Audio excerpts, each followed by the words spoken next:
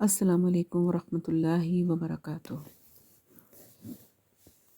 جی آج کا ہم لیسن سٹارٹ کرتے ہیں۔ آج ہم نے سورۃ مائدہ کی آیت نمبر 26 سے آگے پڑھنا ہے۔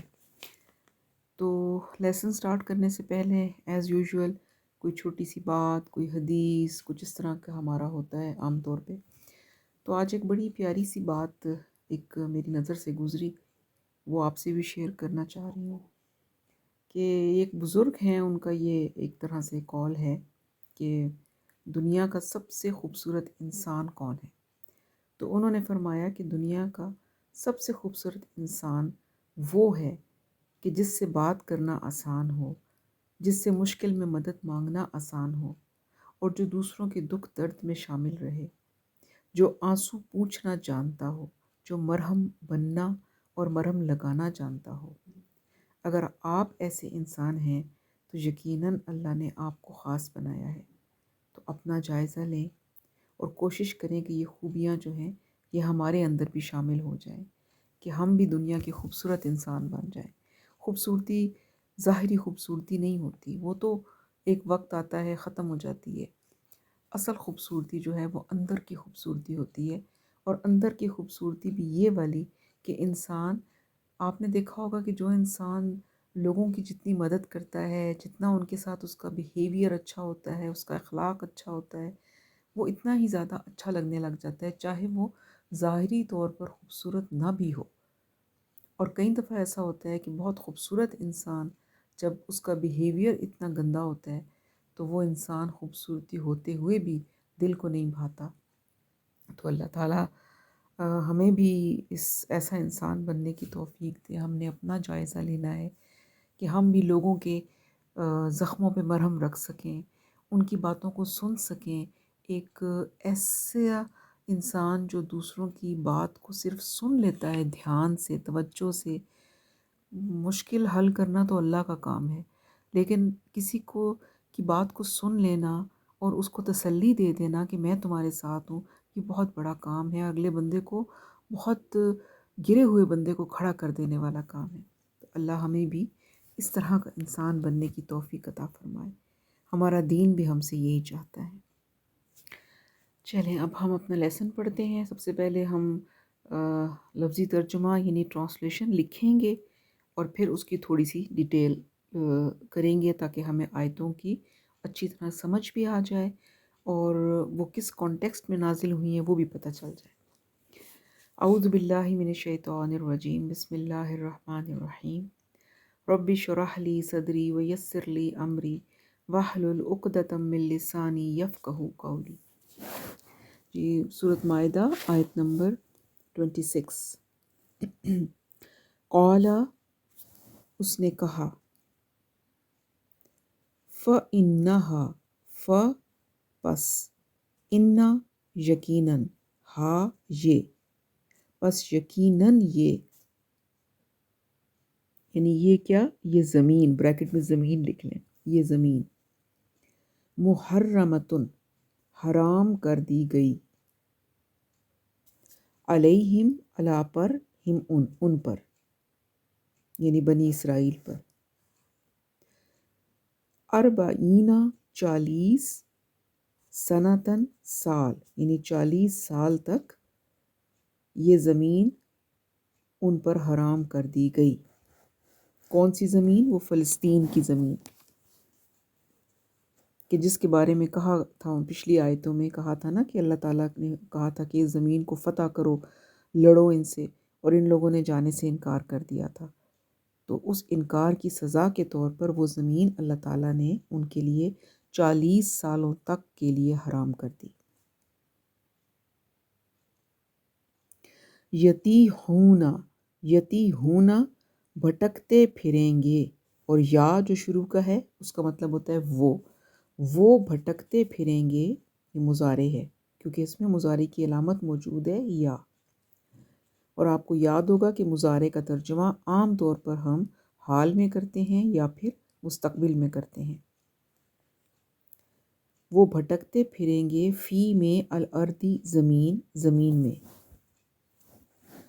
فلا، تو، لا نہیں، تأسا افسوس کریں، علا پر، القومی قوم، الفاسقین نافرمان، ان نافرمان قوم پر افسوس مت کریں کہ ان کو یہ سزا کیوں ملی ہے۔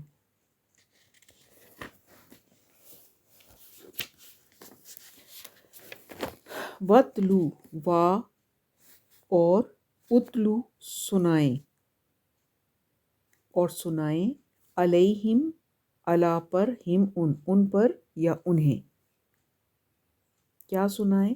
نبا ابن آدمہ، نبا خبر، ابن آدمہ آدم کے دو بیٹوں کی، ابن بیٹے، ابن بیٹے اور آدم آدم، دو کہاں سے آیا؟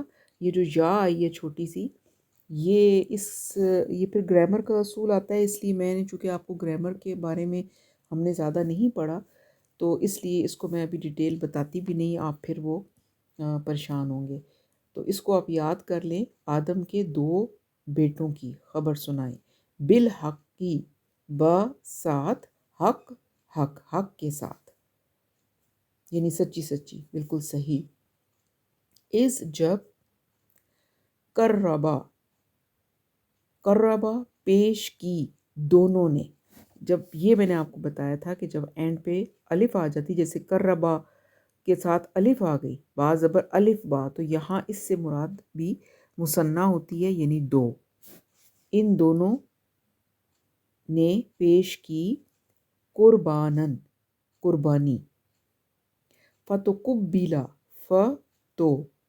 تقبلا قبول کر لی گئی، من سے، احدی ایک، ہما ان دونوں میں سے ایک، ہما ہما کما، یہ بھی میں نے آپ کو بتایا تھا دو کے لیے آتا ہے، ان دونوں میں سے ایک کی قربانی قبول کر لی گئی، وا اور لم نہیں، یتقبل قبول کی گئی، من سے، الآخری دوسرے، یعنی ایک کی قبول کر لی اور دوسرے کی قبول نہ کی گئی، قال اس نے کہا، یعنی وہ جو بھائی جس کی قربانی قبول نہیں کی گئی تھی، اس نے کہا، لَأَقْتُلَنَّكَ، یقیناً اقتلن قتل کر دوں گا، کا تمہیں، یقیناً میں تمہیں قتل کر دوں گا، قال اس نے کہا، دوسرے بھائی نے کہا، انما صرف، یتقبل قبول کرتا ہے، اللہ من سے، المتقین متقیوں سے یا پرہیزگاروں سے، یعنی اس دوسرے بھائی نے کہا کہ اللہ تعالیٰ متقی لوگوں کی قربانی یا اعمال ہی قبول کرتا ہے۔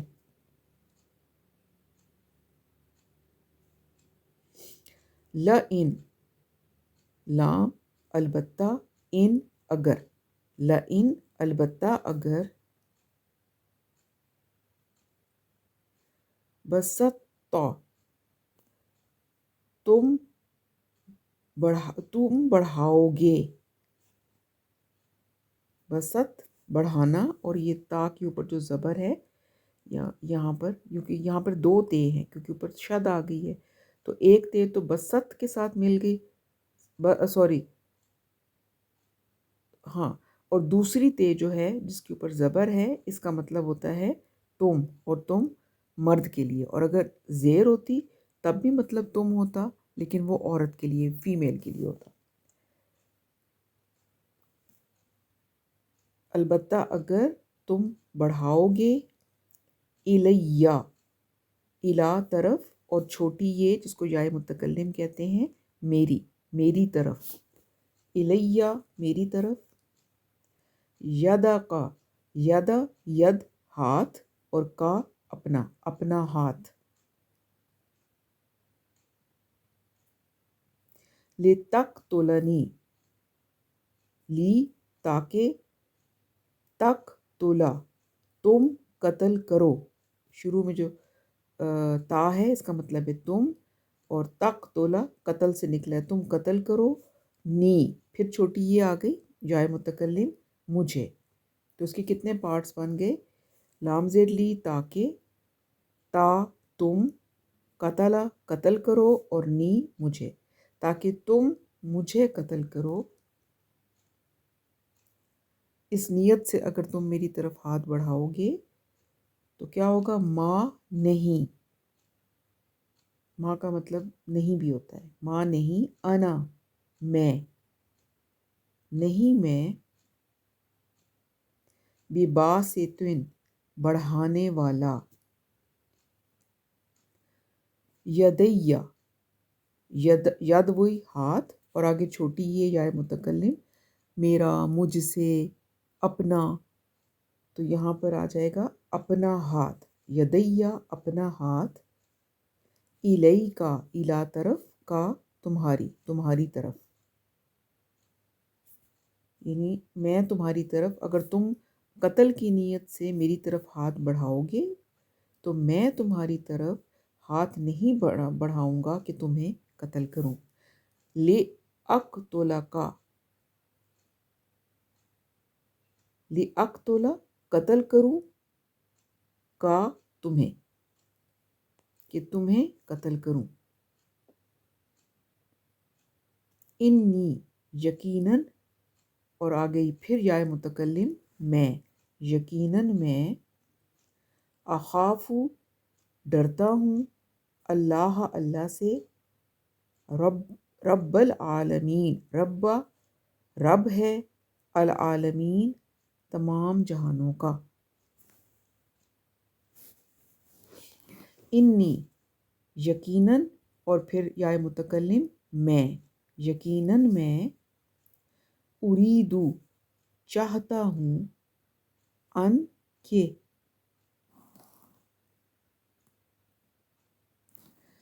تبوء تم حاصل کرو. شروع میں جو تا ہے وہ تم کے لیے، تم حاصل کرو. بِإِثْمِ، بِإِثْم گناہ، اور پھر آگے یا متکلم میرا، میرا گناہ. اور اسمی کا، اسم گناہ، اور کا اپنا، اپنا گناہ. میں چاہتا ہوں کہ تم میرا گناہ بھی سمیٹو اور اپنا گناہ بھی. فتکون، پھر، تم، کونا ہو جاؤ، پھر تم ہو جاؤ، من سے، اصحاب النار جہنم والوں، یعنی جہنم والوں میں سے ہو جاؤ. اور ذالک یہ، جزاء سزا ہے، الظالمین ظالموں کی، یہ ظالموں کی سزا ہے.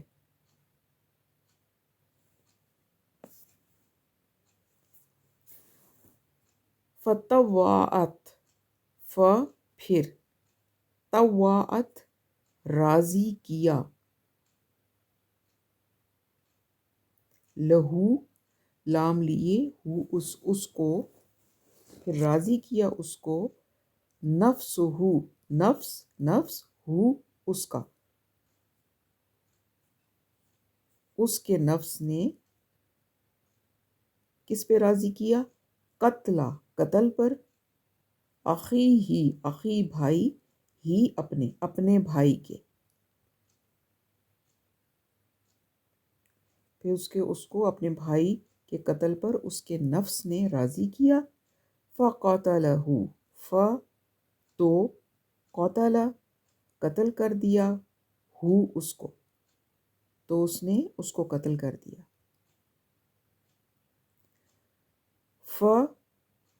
تو اصبح ہو گیا، من سے الخاسرین خسارہ اٹھانے والوں میں سے، نقصان اٹھانے والوں میں سے ہو گیا۔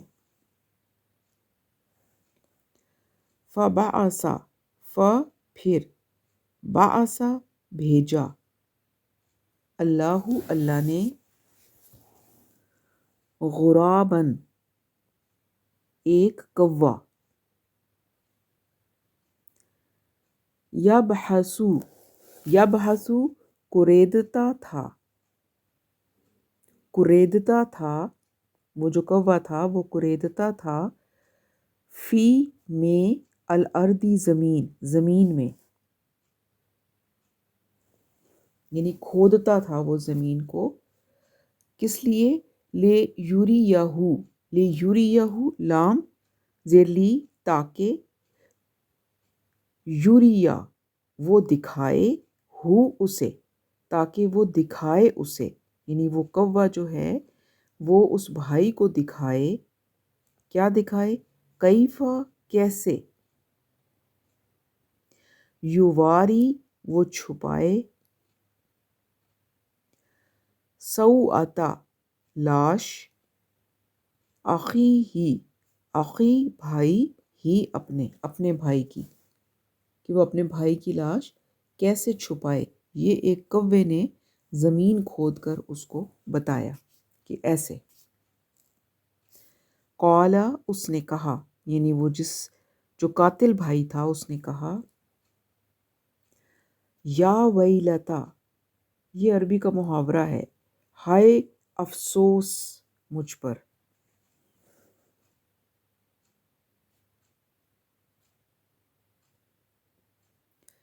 اعجزتو، اعجز یعنی عاجز جیسے ہوتا ہے نا، کہ نہ ہو سکا، اور تاپ کے اوپر جب پیش ہوتی ہے اینڈ پہ تو اس کا مطلب ہوتا ہے میں، مجھ سے نہ ہو سکا، نہ ہو سکا مجھ سے، کیا نہ ہو سکا؟ ان کے، اکونا ہو جاؤں میں، یہ شروع میں جو الف ہے اس کا مطلب ہے میں، اکونا ہو جاؤں میں، مثلا جیسے، حاذا یہ، الغربی کوا، یعنی میں اس کوے جیسا بھی نہیں ہو سکا، یہ اس بات کا وہ افسوس کر رہا ہے کہ اس کوے کو تو پتہ ہے کہ لاش کو کیسے چھپانا ہے اور مجھے نہیں معلوم۔ فَأُوَارِیَ، پھر، اوواریہ چھپاؤں، سوءۃ لاش، اخی اپنے بھائی کی، آگے چھوٹی یہ یا متکلم ہے جس کا مطلب ہوتا ہے اپنا یا میرا، اپنے بھائی کی۔ فَأَصْبَحَ، تو، اصبح ہو گیا، وہ جو قاتل بھائی تھا وہ ہو گیا، من سے، النادمین، نادم ہونے والوں، یعنی نادم ہونے والوں میں سے، پشیمان ہو گیا۔ چلیں یہ یہیں تک ہی ہم کرتے ہیں آج، تھوڑے سے الفاظ بیچ میں مشکل ہیں، لیکن وہ چونکہ پھر وہ واقعہ پورا ہی چلنا تھا اس لیے میں نے اس کو کر دیا ہے، ورنہ میں اس کو اور چھوٹا کر دیتی۔ اب اس کی تھوڑی سی میں آپ کو ڈیٹیل بتا دوں، اس کو آپ نے جب آج لکھنا ہے نا تو بہت ہی دھیان سے سن کے، کیونکہ تھوڑے لفظ ہیں مشکل ہیں، ان کو جیسے میں نے الگ الگ کر کے میننگ آپ کو بتائے ہیں، اگر ایک باری سمجھ میں نہیں آ رہا تو دوبارہ اس کو سن لیں، آپ کو سمجھ آ جائے گا۔ تو لکھنا بہت ضروری ہے، پھر میں آپ سے وہی کہوں گی، تو لکھیں، اس کے بعد پھر اس کو سمجھیں بھی صحیح، ورنہ آپ کو یہ باتیں ساری واقعہ سمجھ میں نہیں آئے گا۔ اچھا، پچھلا لیسن جو ہمارا تھا اس میں آپ کو یاد ہے کہ بنی اسرائیل کی بات چل رہی تھی۔ بنی اسرائیل جو تھے وہ حضرت موسیٰ جب ان کو اپنے ساتھ لے کے مصر سے دریا پار کر کے اس ریگستان میں گئے تھے، تو وہاں پر اللہ نے ان کو کہا تھا کہ اب آپ جو ہیں آگے جائیں اور اپنا جو آپ کا آبائی وطن ہے فلسطین، اس میں جائیں اور اس کو آپ فتح کریں، لڑیں ان سے اور وہاں پر لڑ کے اس جگہ کو فتح کریں اور وہاں جا کر آباد ہو جائیں۔ ظاہر ہے ریگستان میں تو رہنا مشکل ہے، تو وہ انہوں نے کہا کہ نہیں ہم تو نہیں لڑ سکتے۔ وہ بزدل تھے، انہوں نے کہا نہیں، کیونکہ غلامی میں انہوں نے وقت گزارا ہوا تھا، اس لیے ان کے وہ بزدل لوگ تھے۔ انہوں نے کہا کہ نہیں ہم تو نہیں لڑ سکتے۔ وہ پورا آپ اپنا پچھلا لیسن یاد کر لیں کہ انہوں نے انکار کر دیا، اور انہوں نے کہا کہ جی آپ اور آپ کے کا خدا جو ہے، حضرت موسیٰ کو انہوں نے اس طریقے سے کہا کہ وہ لڑیں، ہم تو نہیں لڑ سکتے، وہ لوگ تو بہت ہی بہادر اور سخت جان ہیں، ہمارا ان سے مقابلہ نہیں ہو سکتا۔ تو حالانکہ اللہ نے ان کو یہ کہا تھا ساتھ کہ اگر تم لڑو گے، اگر ہمت کرو گے، تو اللہ نے یہ پہلے ہی بشارت دے دی تھی کہ وہ تم فتح کر لو گے، لیکن وہ کم ہمتی کی وجہ سے نہیں جا سکے۔ تو پھر اب جب انہوں نے اللہ کا حکم ماننے سے انکار کر دیا، تو اب یہ آگے آیت آ رہی ہے، قَالَ فَإِنَّهَا مُحَرَّمَةٌ عَلَيْهِمْ 40 سَنَةً۔ تو انہوں نے، اللہ تعالیٰ نے پھر فرمایا کہ اب یہ ارض مقدس جو ہے یہ حرام رہے گی ان پر 40 سال تک۔ یہ اللہ تعالیٰ نے ان کی بزدلی کی، ان کو سزا دی کہ اگر یہ بزدلی نہ دکھاتے تو فلسطین جو تھا وہ ان کو عطا ہو جانا تھا، انہوں نے تھوڑی ہمت کرنی تھی، اللہ نے دے دینا تھا، لیکن اب چونکہ انہوں نے بزدلی دکھائی ہے تو اب 40 سال تک وہ سرزمین جو ہے فلسطین کی وہ ان پر حرام کر دی گئی۔ یتیہون فی الارض، اور اللہ کہتے ہیں کہ یہ بھٹکتے پھریں گے زمین میں۔ کون سی زمین میں؟ وہ جو صحرا ہے۔ اب یہاں پر جو زمین ہے اس سے مراد وہ صحرائے سینا ہے کہ جہاں پر یہ تھے۔ تو اللہ نے کہا کہ یہ 40 سال تک اسی صحرا میں مارے مارے پھرتے رہیں گے، اور ان کو کوئی راستہ نہیں ملے گا کہ یہ یہاں سے نکل کر کسی شہر میں جا کر آباد ہوں، اسی ریگستان میں یہ رہیں گے۔ تو ظاہر ہے یہ ایک بہت بڑی سزا تھی ان کے لیے۔ تو اس پر پھر حضرت موسیٰ کو افسوس بھی ہوا ہوگا، پیغمبر تھے اس قوم کے، تو اللہ تعالیٰ ان سے کہہ رہے ہیں فَلَا تَحْسَ عَلَى الْقَوْمِ الْفَاسِقِينَ، کہ اے موسیٰ آپ افسوس نہ کریں ایسی فاسق قوم پر۔ یہ تو نافرمان قوم ہے اور ان کو ان کی نافرمانی کی وجہ سے یہ سزا ملی ہے، تو آپ ان پر افسوس نہ کریں اس سزا پر۔ اور اللہ تعالیٰ نے فرمایا کہ اب جو کچھ بھی ان لوگوں پر بیتے گی اس پر آپ نے افسوس نہیں کرنا، ترس نہیں کھانا۔ یہ ٹھیک ہے کہ آپ ان کے رسول بنا کر بھیجے گئے تھے، ظاہر ہے رسول جو ہے اس کے لیے قوم جو ہے اس کو اپنی قوم سے محبت ہوتی ہے، لیکن ان کو فرمایا کہ آپ ان کے ساتھ جو کچھ بھی ہوگا ان کی نافرمانی کی وجہ سے ہو رہا ہے، اور اب یہ جو ہے جب تک زندگی ہے یہ یہیں پر رہیں گے اور آپ بھی ان کے ساتھ ہیں۔ تو اللہ تعالیٰ کے فیصلے کے مطابق بنی اسرائیل جو تھے وہ 40 برس تک صحرائے سینا میں بھٹکتے رہے، اور اس دوران میں وہ جو نسل تھی جو کہ مصر سے آئی تھی، جو بزدل لوگ تھے، وہ مر کھپ گئے اور ان کے بچے پیدا ہوئے، اور ایک نئی نسل جو تھی وہ وجود میں آئی جو کہ جفا کش نسل تھی، ریگستانی علاقے میں مشکلوں میں پلے ہوئے لوگ تھے اور بہادر لوگ تھے۔ تو ایک نئی نسل پیدا ہو گئی، اور اسی دوران میں حضرت موسیٰ اور حضرت ہارون جو آپ حضرت موسیٰ کے بھائی تھے ان دونوں کا انتقال ہو گیا، اور اب حضرت یوشع بن نون وہ ان کے ایک طرح سے ان کی قیادت کر رہے تھے، اور ان کی قیادت میں پھر یہ جو نئی نسل بنی تھی جو کہ ریگستان میں پیدا ہوئی، یہیں پلی بڑی اور بہادر لوگ تھے، انہوں نے پھر ان کی قیادت میں جا کر فلسطین کو فتح کیا۔ تو یہاں پر اس چیز کا ذکر آیا ہے۔ اب اگلی آیتوں میں حضرت آدم کے 2 بیٹوں حابیل اور قابیل کا جو ہے وہ قصہ آ رہا ہے۔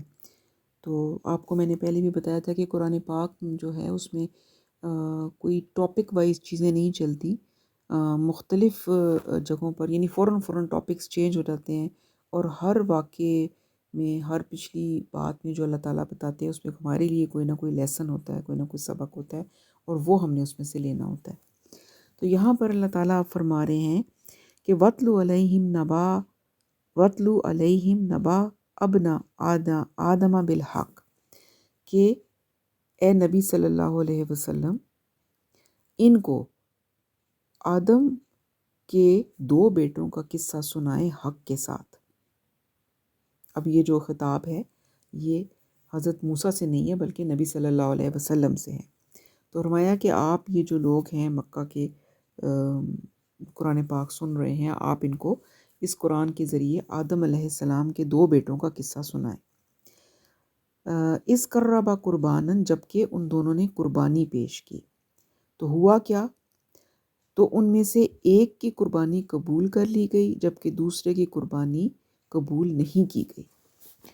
تو یہ کیا قصہ تھا مختصراً؟ اس میں یہ ہے کہ آدم علیہ السلام کے جو 2 بیٹے تھے، حابیل نام تھا ایک کا اور ایک کا نام قابیل تھا۔ حابیل جو تھے وہ جیسے روایات میں آتا ہے کہ وہ بھیڑ بکریاں چرایا کرتے تھے، اور قابیل کا جو تھے وہ کاشتکاری کرتے تھے۔ تو ان دونوں نے اللہ تعالیٰ کے حضور قربانی دی، اور اس کی قرآن نے ہمیں کوئی ایسی بات نہیں بتائی، لیکن جیسے روایات میں آتا ہے کہ کوئی وجہ تھی ان کی، کسی بات پر ان کا اختلاف ہو گیا تھا، تو حضرت آدم نے کہا کہ بھی آپ دونوں جو ہیں وہ اللہ کے حضور قربانی پیش کریں، تو جس کی قربانی اللہ تعالیٰ قبول کر لیں گے تو جو بھی مسئلہ پیش آیا ہے وہ اس کے حق میں فیصلہ ہو جائے گا۔ تو دونوں نے کہا ٹھیک ہے۔ حابیل نے کچھ، چونکہ وہ چرواہے تھے تو انہوں نے کچھ جانور پیش کیے قربانی کے لیے، جبکہ قابیل جو تھے وہ کھیتی باڑی کرتے تھے تو انہوں نے اناج جو تھا وہ پیش کیا۔ اور ہوا یہ کہ حابیل کی قربانی قبول ہو گئی اور قابیل کی قربانی قبول نہیں ہوئی۔ اس زمانے میں قربانی کی قبولیت کی جو علامت ہوتی تھی وہ یہ تھی کہ آسمان سے ایک شعلہ نیچے آتا تھا، اور وہ اس قربانی کی جو بھی چیز رکھی گئی ہوتی تھی اس کو جلا کر بالکل ختم کر دیتا تھا۔ تو اس کا مطلب ہوتا تھا کہ اللہ نے وہ قربانی قبول کر لی ہے۔ تو اب یہی ہوا کہ حابیل کی قربانی تو قبول ہو گئی، شعلہ آیا اور وہ دے گیا، لیکن قابیل جو تھے ان کی قربانی قبول نہیں ہوئی۔ تو اب جو قابیل تھا انہوں نے کہا کہ اس نے کہا کہ میں تمہیں قتل کر کے رہوں گا، اپنے بھائی کو جس کی قربانی قبول نہیں ہوئی تھی قابیل، اس نے حابیل سے کہا کہ میں تمہیں قتل کر دوں گا۔ تو قربانی قبول نہ ہونے کی وجہ سے حسد پیدا ہو گیا ان کے اندر، اور اس نے کہا کہ بس میں اب اس کو، چونکہ اب میرے حق میں فیصلہ نہیں ہونا، لہٰذا میں اس کو اب قتل ہی کر دوں گا، زندہ ہی نہیں چھوڑتا۔ قال انما یتقبل اللہ من المتقین، تو جو بھائی تھا حابیل اس نے جواب دیا کہ اللہ، اس میں میرا تو کوئی قصور نہیں ہے، اللہ تعالیٰ جو ہیں وہ تو متقیوں کی، پرہیزگاروں اور متقیوں سے قبول کرتے ہیں اعمال بھی اور قربانی بھی۔ تو جب تک آپ کے کسی قربانی میں یا عمل میں اخلاص اور تقویٰ نہیں ہوگا تو اللہ تو وہ قبول نہیں کرتے۔ تو حابیل نے اپنے بھائی کو یہ بات سمجھائی کہ بھی میرا کوئی قصور نہیں ہے جو تم مجھے کہہ رہے ہو کہ میں تمہیں قتل کر دوں گا، تو یہ تو اللہ کا قاعدہ ہے کہ وہ صرف متقی لوگوں کی قربانی قبول فرماتے ہیں۔ اور پھر فرمایا کہ اگر آپ اپنا ہاتھ میری طرف بڑھائیں گے قتل کے ارادے سے، تب بھی میں اپنا ہاتھ نہیں چلاؤں گا آپ کو قتل کرنے کے ارادے سے۔ یعنی اگر یہ ہوگا قتل والا معاملہ تو اس میں یہ یک طرفہ ہوگا۔ حابیل، ظاہر ہے 2 بندے، جب ایک بندہ کسی کو قتل کرتا ہے تو دوسرا بھی آگے سے اپنا بچاؤ تو کرتا ہے، اور بچاؤ کرنے میں وہ یہ بھی ہو سکتا ہے کہ وہ قتل کرنے والے کو ہی قتل کر دے، لیکن انہوں نے پہلے سے ہی کہہ دیا کہ اگر تم مجھے قتل کرنا چاہتے ہو تو تم کر دو، میں تمہاری طرف قتل کی نیت سے ہاتھ نہیں بڑھاؤں گا۔ اور کیونکہ انی اخاف اللہ رب العالمین، کہ مجھے تو اللہ کا خوف ہے جو تمام جہانوں کا پروردگار ہے۔ تو میں اللہ، کیونکہ ظاہر ہے قتل ایک بہت بڑا گناہ ہے، تو میں تو اللہ سے ڈرتا ہوں اور میں یہ غلطی یا گناہ نہیں کروں گا۔ آگے فرمایا انی ارید ان تبوء باسمی و اسمک، تو پھر آگے انہوں نے کہا کہ میں چاہتا ہوں کہ میرا اور اپنا گناہ تم ہی اپنے سر پہ لے لو، فتکون من اصحاب النار، اور پھر تم ہو جاؤ جہنم والوں میں سے۔ یعنی اگر آپ اس انتہا تک پہنچ جائیں یعنی حابیل نے قابیل سے کہا کہ اگر تم اس انتہا تک پہنچ جاؤ گے کہ مجھے قتل ہی کر ڈالو گے تو تم اپنے گناہوں کے ساتھ ساتھ میری خطاؤں کا بوجھ بھی اپنے سر پہ اٹھا لو گے۔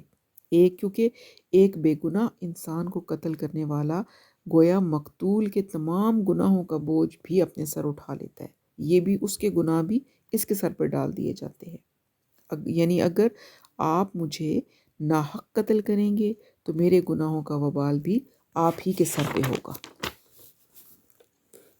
اور پھر یہ کہ پھر اس صورت میں یہ کوئی گھاٹے کا سودا نہیں ہے، لیکن البتہ جو بندہ قتل کر رہا ہے وہ اپنے جرم کی وجہ سے پھر جہنمی ہو جائے گا۔ اور ذالک جزاء الظالمین، اور یہی بدلہ ہے ظالموں کا، جو ظلم کرتا ہے اس کا بدلہ کیا ہے؟ جہنم۔ اور پھر یہ کہ وہ مقتول کے گناہ بھی اس کے سر پہ چلے جائیں گے اور وہ اس کے گناہوں کا بوجھ اور زیادہ بڑھ جائے گا، سزا اور زیادہ بڑھ جائے گی۔